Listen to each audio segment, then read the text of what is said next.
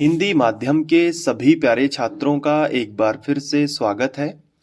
और आज के वीडियो में हम अध्याय 2 में आगे बढ़ते हुए अपने नोट्स का 8वां प्रश्न अच्छे से समझेंगे।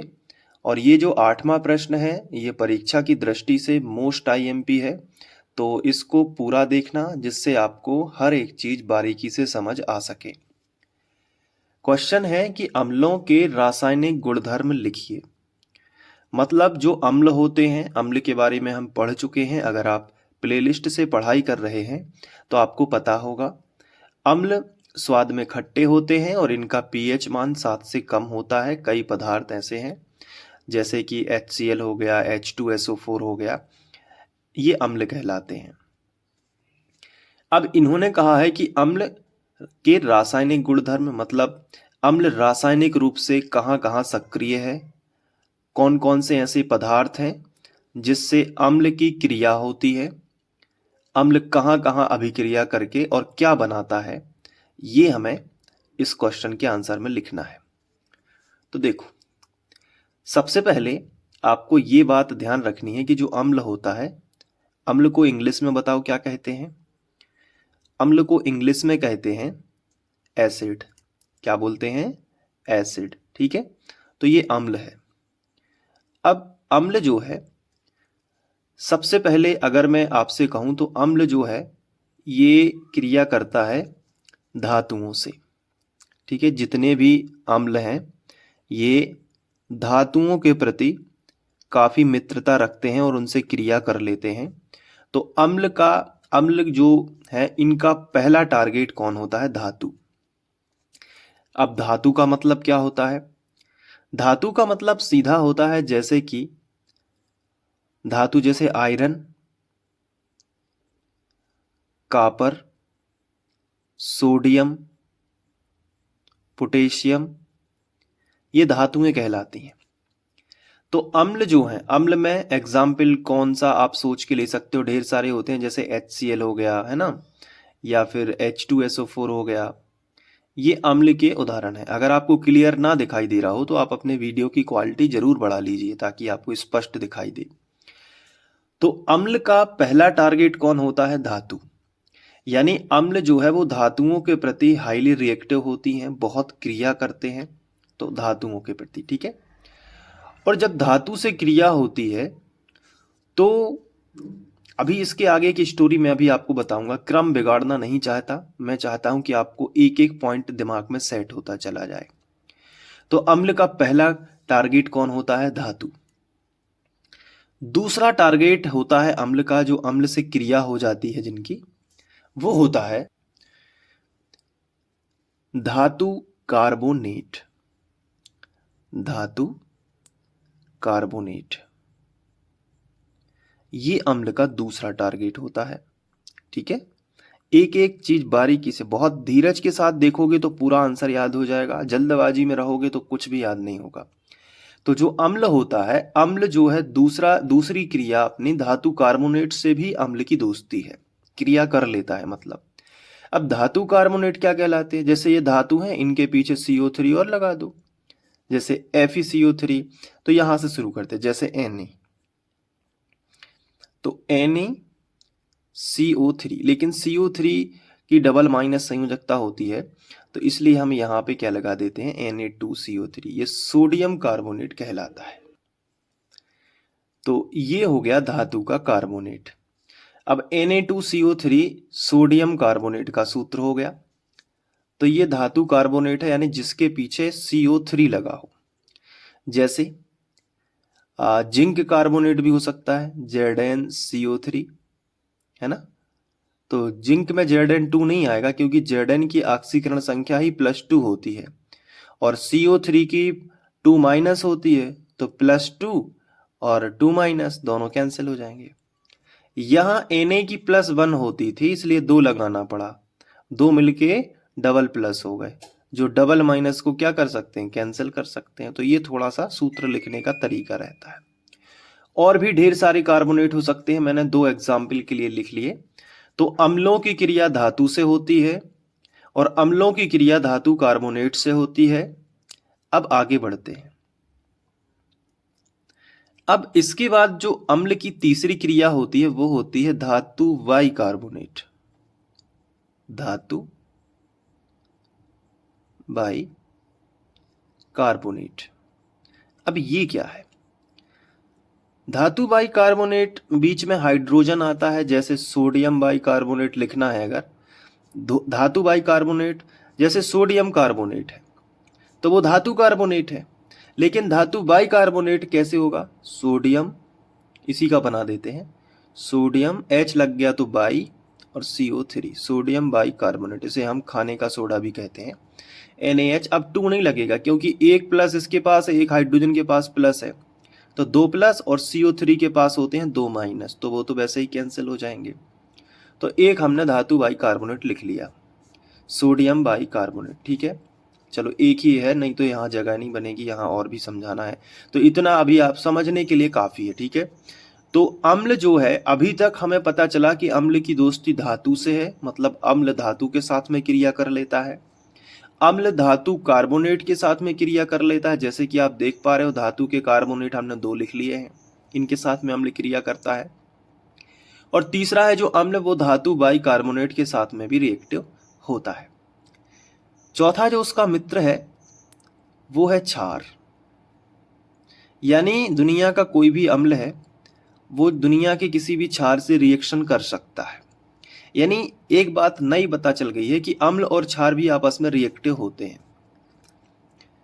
इसके अलावा अम्ल जो क्रिया कर सकता है वो है धातु का ऑक्साइड, उससे भी अम्ल की प्रॉपर क्रिया होती है। जितने भी धातु हैं उनके ऑक्साइड, जैसे एक एग्जाम्पल लिख लेता हूं, जैसे मान लो जिंक है, जिंक का ऑक्साइड हो गया, तो जिंक का ऑक्साइड ये धातु का ऑक्साइड है, जिनके पीछे O लगा हो वो ऑक्साइड, और जिनके पीछे CO3 लगा हो वो कार्बोनेट। कार्बोनेट जिनके पीछे क्या लगा हो? CO3 लगा हो, और जिनके पीछे ऑक्साइड हो वो O, जिंक, जैसे जिंक ऑक्साइड, मैग्नीशियम ऑक्साइड, ढेर सारे लिख सकते हैं। कोई एक क्षार का उदाहरण लिख लो। क्षार क्या कहलाते हैं? जिनके पीछे OH लगा हो, जैसे NaOH, KOH, है ना, MgOH का होल ट्वाइस। तो ये ढेर सारे क्षार हो सकते हैं, कैल्शियम हाइड्रोक्साइड, मैग्नीशियम हाइड्रोक्साइड। तो जिनके पीछे हाइड्रोक्साइड लगा हो यानी OH लगा हो, उन्हें हम क्या कहते हैं? क्षार कहते हैं। तो ये अम्ल के खास 5 मित्र हो गए। अब ये पांचों मित्र आपको याद होने चाहिए, धातु, धातु कार्बोनेट, धातु बाई कार्बोनेट। तो ये तो एक बार में याद हो गया, धातु धातु धातु, एक धातु का कार्बोनेट है, एक धातु बाई कार्बोनेट है। तो धातु, धातु कार्बोनेट, धातु बाई कार्बोनेट, फिर क्षार, और फिर धातु का ही ऑक्साइड। तो धातु धातु ज्यादातर है, देखो, एक धातु, 2 धातु, 3 धातु और 4 धातु। फिर एक में कार्बोनेट है, एक में बाई कार्बोनेट है, एक में ऑक्साइड है, बाकी एक क्षार है। अब हम समझते हैं कि जब अम्ल धातु के साथ में क्रिया करता है, पहला मित्र जो है उसका, उसके साथ में क्रिया करता है, तो क्या बन सकता है। तो हमने अम्ल के तौर पे बहुत ही आसान ले लिया HCl। तो ये हो गया अपना क्या? अम्ल। ठीक है, अम्ल ने किसके साथ में क्रिया करी? कोई एक धातु ले लेते हैं, चलो सोडियम को ही ले लेते हैं। तो अम्ल ने धातु सोडियम के साथ में क्रिया करी, तो ये हो गई, सोडियम कौन हो गया? धातु हो गई। अब तीर का चिन्ह बना लेते हैं। ठीक है, तो अम्ल ने सोडियम धातु के साथ में क्रिया की है, तो अम्ल ने किसके साथ में क्रिया की है? धातु के साथ में। धातु कौन है इस बार? सोडियम। तो क्या होगा? देखो, यहां पे समझने वाली बात है कि जो H है इसके ऊपर प्लस होता है, और जो Cl है इसके ऊपर माइनस होता है। ठीक है, इसी तरीके से जो धातुएं होती हैं उनके, जैसे सोडियम है तो सोडियम समूह 1 का तत्व है, इसके ऊपर एक ही प्लस होता है। आप समझ पा रहे हो कि नहीं? तो इससे क्या होगा? इससे बहुत ही इंपॉर्टेंट चीज हो जाएगी कि जो सोडियम है ये प्लस है तो ये माइनस की ओर जाएगा, यानी NaCl बनेगा। तो जब NaCl बनेगा तो हम यहां पे लिख देते हैं कि NaCl बन गया। सोडियम किसकी ओर जाएगा? क्लोरीन की ओर, और NaCl जो है वो बन जाएगा। तो ये क्या है? NaCl एक प्रकार का लवण है। जिसे हम सॉल्ट भी कहते हैं इंग्लिश में, और हिंदी में और सामान्य भाषा में नमक कहते हैं, NaCl। तो NaCl एक प्रकार का क्या है, लवण है। और इसके साथ में अब बचा क्या, तो आप कहोगे इस करके Na जो है Cl के साथ चला गया तो H बस बचा, तो हम यहाँ पे वो H लिख देंगे। तो ये एक ढांचा समीकरण होगा, लेकिन इसमें जो H है वो कभी भी स्वतंत्र अवस्था में नहीं रह सकता। H का मतलब हाइड्रोजन, तो हाइड्रोजन अगर निकलेगी तो वो गैस के रूप में निकलेगी, यानी H2 लिखना चाहिए।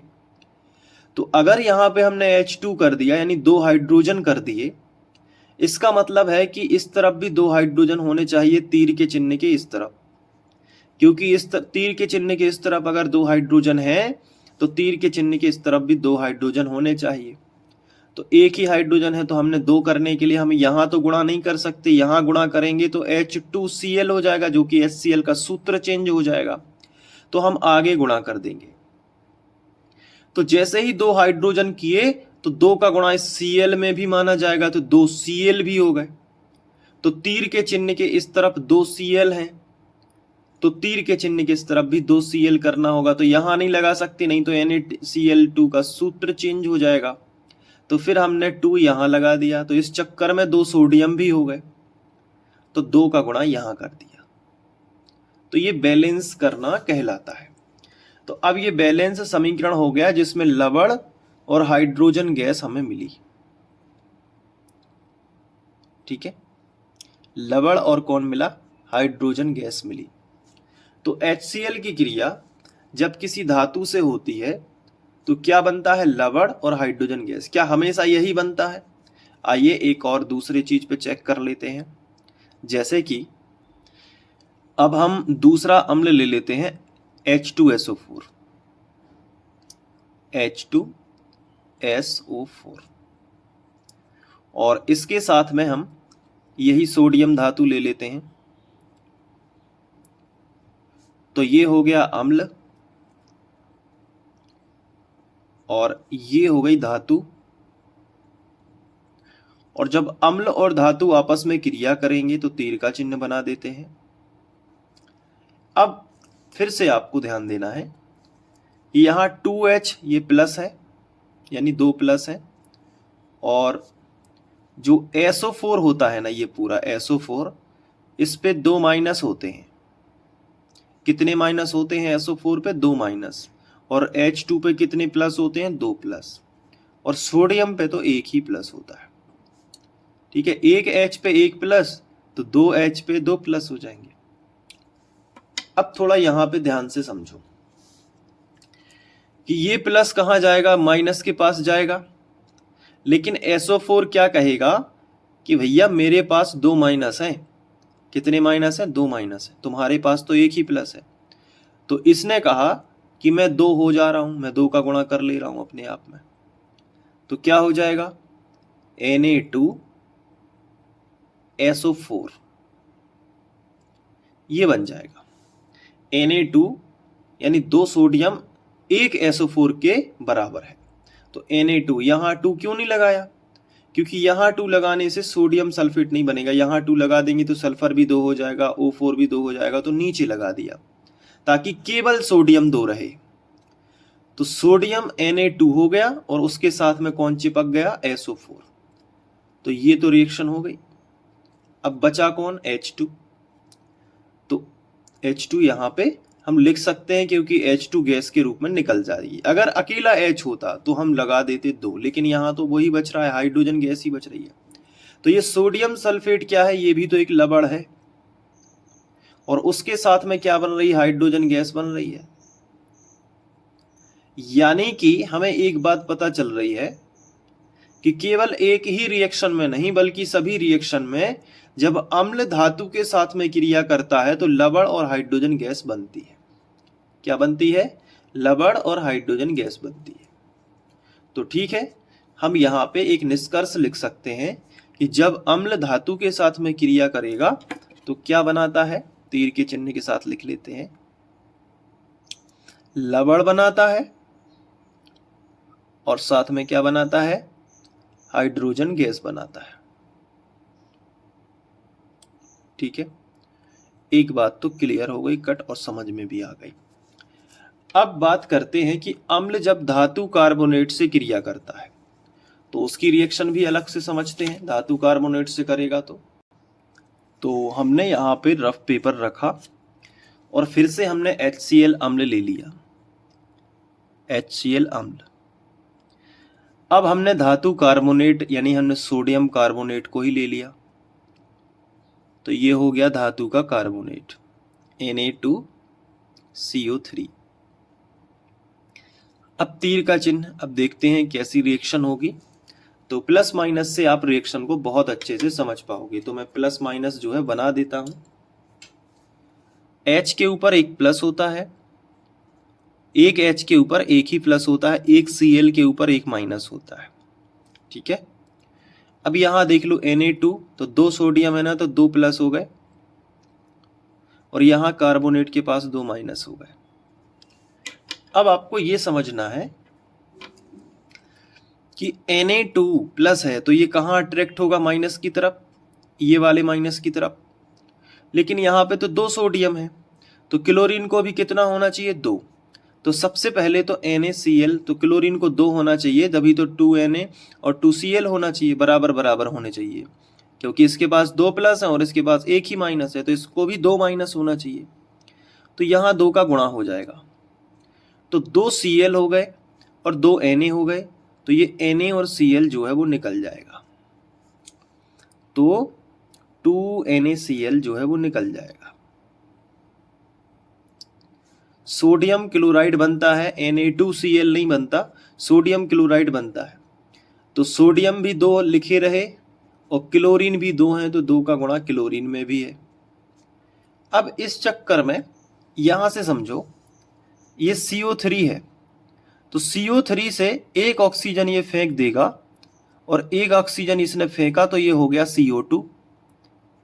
तो यहां हमने लिख लिया CO2, और ये ऑक्सीजन जो इसने फेंका है, एक 3 थे ना इसके पास, एक फेंक दिया और 2 के साथ ये यहाँ कार्बन डाइऑक्साइड गैस बना ली और एक ऑक्सीजन इसने छोड़ दिया। जैसे ही ये ऑक्सीजन छोड़ा तो ये कहाँ पहुंचा, 2H के पास, क्योंकि ये तो अभी निकला नहीं है, 2HCl बस निकल गया था। तो 2H इस O के साथ में जुड़ के H2O बना लेगा। ये देखो H2O बना लिया। तो इस तरीके से हम कह सकते हैं कि NaCl क्या है, एक लवण है, और CO2 क्या है, वो तो कार्बन डाइऑक्साइड ही है, और ये क्या है, जल है। तो जब अम्ल सोडियम कार्बोनेट के साथ क्रिया करता है, जब अम्ल सोडियम कार्बोनेट के साथ क्रिया करता है तो लवण कार्बन डाइऑक्साइड और जल बनता है। तो हम ये निष्कर्ष यहाँ पे लिख सकते हैं, किसी के साथ भी आप करेंगे यही बनेगा। तो लवण बनता है, और क्या बनता है, लवण के साथ साथ कार्बन डाइऑक्साइड बनती है, कार्बन डाइऑक्साइड, और क्या बनता है, और साथ में बनता है जल।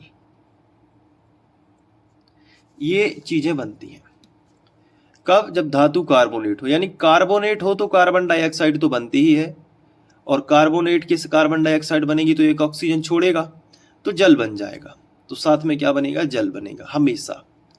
तो एक रिएक्शन से तो हमने समझ लिया है, क्या एक रिएक्शन और उससे भी समझ सकते हैं, तो बिल्कुल हम H2SO4 और जिंक कार्बोनेट ले लेते हैं। चलो H2SO4 ले लेते हैं इस बार, कोई कठिनाई नहीं है, वीडियो लंबा जा रहा है जाने दो, लेकिन समझ में भी आ रहा है। H2SO4 किसके साथ में क्रिया कर रहा है, जिंक कार्बोनेट के साथ में। ये देखो जिंक कार्बोनेट लिख दिया हमने। अब इससे क्या होगा, जिंक सल्फेट बन जाएगा, क्योंकि जिंक के ऊपर 2 प्लस होते हैं। ठीक है, तो क्या बनेगा, जिंक सल्फेट, ये लवण बन गया। और यहाँ कार्बन डाइऑक्साइड CO3 है, तो हमेशा इससे क्या बनेगा, CO2, और ये एक ऑक्सीजन फेंक देगा तो किसको मिलेगा, H2 को, तो बन जाएगा H2। देखो ये फिर से बन गया लवण, ये साल्ट है, जिसके पीछे SO4 लगा हो वो साल्ट ही कहलाता है। तो ये लवण है, सल्फेट है, ये कार्बन डाइऑक्साइड है, और ये जल है। तो ठीक उसी तरीके से आपको याद हो जाएगा कि अम्ल जब धातु कार्बोनेट से क्रिया करते हैं तो कार्बोनेट में कार्बन डाइऑक्साइड होती है, तो लवण तो बनेगा, क्योंकि धातु है, धातु से हमेशा क्या बनता है, लवण बनता है। तो यहाँ भी धातु है, तो धातु से हमेशा क्या बनेगा, लवण बनेगा। लेकिन कार्बोनेट होने के कारण कार्बन डाइऑक्साइड बनेगा, और कार्बोनेट में कार्बन डाइऑक्साइड बना तो एक ऑक्सीजन छोड़ेगा, तो फिर जल भी बन जाएगा। ठीक है, तो तो ये याद रखना कि धातु से हमेशा लवण बनता ही है। धातु से क्या बनता है? लवण। जब अम्ल धातु के साथ में क्रिया करेगा तो लवण तो बनेगा, लेकिन धातु के साथ अगर कार्बोनेट हो तो कार्बन डाइऑक्साइड भी बन जाएगा। अब चूंकि कार्बोनेट में ऑक्सीजन के 3 मॉलिक्यूल होते हैं, 3 अणु होते हैं, 3 परमाणु होते हैं, सॉरी, तो 3 परमाणु में से कार्बन डाइऑक्साइड में तो 2 ही यूज होते हैं, तो एक ऑक्सीजन छोड़ेगा तो फिर ध्यान आएगा कि अच्छा जल भी बन जाएगा। तो धातु कार्बोनेट में बताओ क्या क्या बनेगा? अगर मैं यहाँ पे छुपा लूं तो आप बता सकते हो क्या क्या क्या बनेगा? बताओ। धातु से क्या बन जाएगा? लवण। कार्बोनेट से कार्बन डाइऑक्साइड, और एक छोड़ेगा तो जल बन जाएगा। देखो ऐसे याद करते हैं। अब देखो अम्ल, धातु बाई कार्बोनेट, अब इसका भी रिएक्शन अच्छे से समझ लो। तो देखो अब अम्ल की क्रिया तो वही HCl ले लेते हैं फिर से अम्ल, ठीक है, HCl, और इससे H2SO4 से समझना आसान हो जाता है आपके लिए। HCl, और इसमें धातु बाई कार्बोनेट के रूप में हम यही ले लेते हैं सोडियम बाई कार्बोनेट, इसे हम खाने का सोडा भी कहते हैं। तो NaHCO3 हमने ले लिया और तीर का चिन्ह लगा लिया। देखो क्या होगा, Na पे तो प्लस है तो ये NaCl के पास चला जाएगा तो क्या बन जाएगा? NaCl, तो ये बन गया लवण। और कार्बोनेट से तो हमेशा कार्बन डाइऑक्साइड गैस निकलेगी तो CO2 बन गया, लेकिन इसने एक मॉलिक्यूल फेंका O, क्योंकि CO3 है तो 2 बना लिए और एक फेंक दिया O। तो ये जो एक फेंका है वो किसके साथ में जुड़ेगा? जो बचा है। तो एक देखो NaCl तो निकल गया, ये देखो NaCl तो निकल गया, और यहाँ से CO2 निकल गया तो ये भी गायब ही हो गया, केवल O बचा। अब O H और H के साथ में जुड़ जाएगा तो H2O दिख रहा है, तो H2O बनेगा, सॉरी प्लस में बनेगा H2O। तो देखो लवण, कार्बन डाइऑक्साइड और पानी, यहाँ भी वही चीज है, तो इसमें भी हमें सेम टू सेम लिख देना है जो बन रहा है। तो इसमें अपन को, इसमें धातु कार्बोनेट में जल बने या ना बने, लेकिन इसमें तो पानी बनेगा ही, ठीक है।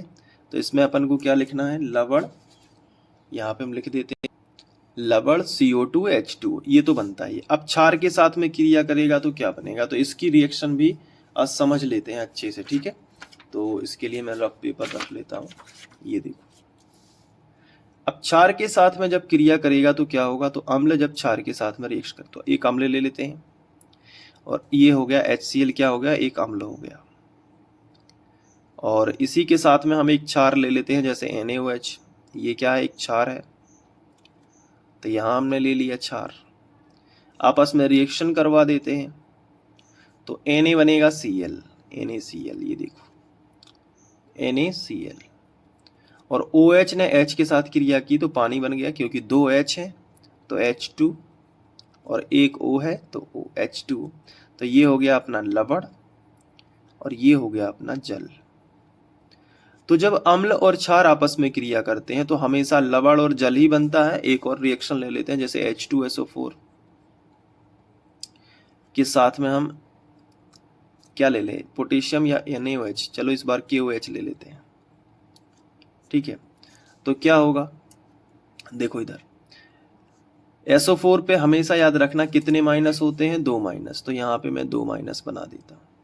लेकिन इस पे पोटेशियम पे केवल एक ही प्लस होता है, सोडियम पे केवल एक ही प्लस होता है। तो एक प्लस एक माइनस के साथ तो सीधा जुड़ सकता है ना, लेकिन एक प्लस 2 माइनस के साथ नहीं जुड़ सकता, तो इसको भी 2 होना पड़ेगा। तो 2 का गुणा कर देते हैं, तो 2 पोटेशियम हो गए। तो क्या बनेगा? 2 पोटेशियम एक सल्फेट के साथ जुड़ सकते हैं, यानी कि 2 पोटेशियम K2। केवल पोटेशियम को 2 करना है और सल्फेट को एक ही रहने देना है, इसलिए हमने यहाँ गुणा किया, नहीं तो हम यहाँ करते तो सल्फेट भी 2 हो जाता।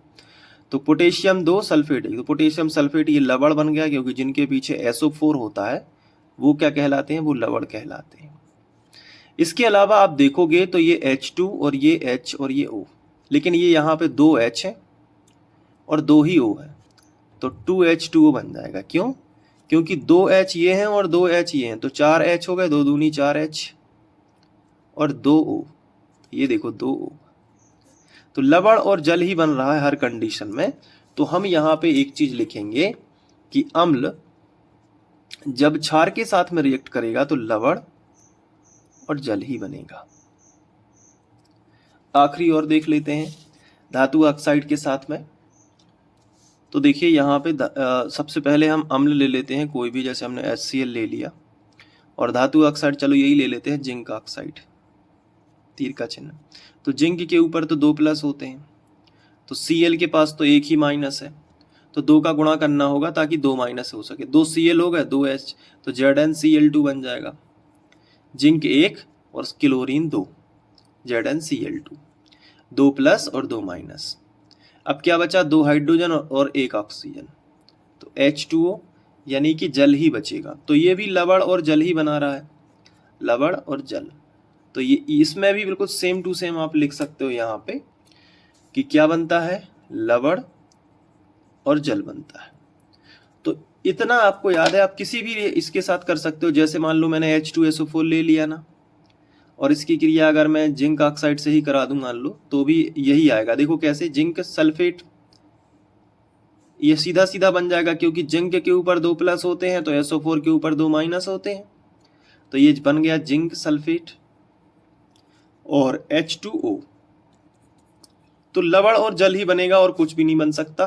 तो ये जो है यहाँ पे ये 5 चीजें, और ये पांचों चीजों का जो रिजल्ट है वो आपको अच्छे से स्क्रीनशॉट ले लेना है, और यही है जिससे आपको पूरा सब कुछ याद हो जाएगा। चलिए अब वापस नोट्स पे चलते हैं, तो आपको वही चीज सब कुछ नोट्स में दिखाई देगी। ये देखिए, अम्ल धातु के साथ क्रिया करके लवण एवं जल बनाता है, 2 एग्जाम्पल। अम्ल धातु कार्बोनेट से क्रिया करके लवण एवं कार्बन डाइऑक्साइड बनाता है, ये देखिए 2 एग्जाम्पल।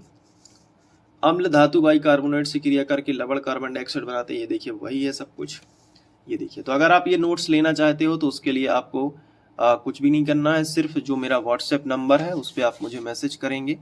तो ये देखिए, ये मेरा व्हाट्सएप नंबर है, इस पे मैसेज करेंगे तो आपको मात्र 100 रुपीज़ में कंप्लीट साइंस के नोट्स मिल जाएंगे, पूरी विज्ञान के, ठीक है, फिजिक्स केमिस्ट्री एंड बायोलॉजी तीनों के।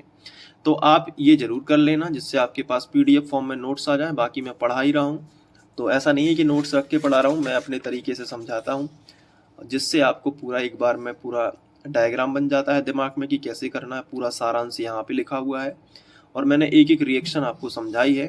थोड़ा सा लंबा वीडियो बन गया, लेकिन हाँ ये बहुत ही इंपॉर्टेंट वीडियो है, अपने दोस्तों के साथ ज़रूर शेयर करना। और बाकी के वीडियोस आपको प्लेलिस्ट में मिल जाएंगे, तो प्लेलिस्ट एंड स्क्रीन यहाँ पे लगा दी है, तो आप क्लिक करके जाके देख सकते हैं। मिलते हैं नेक्स्ट वीडियो में, थैंक यू।